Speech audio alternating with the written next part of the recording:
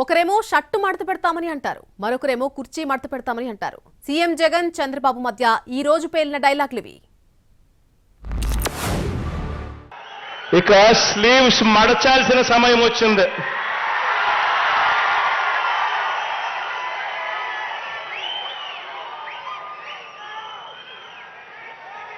అబద్ధాల యోధుల్ని మట్టి కల్పించాల్సిన సమయం వచ్చింది.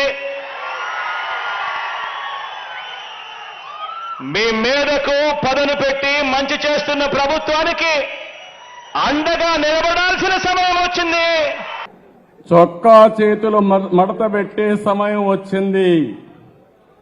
నువ్వు మీ వైసీపీ కార్యకర్తలు చొక్కాలు మడత పెడితే మా టీడీపీ కార్యకర్తలు జన సైనికులు ప్రజలు కుర్చీలు మడత పెడతారు. ఎన్నికలంటే ద్వంద్వ యుద్ధం.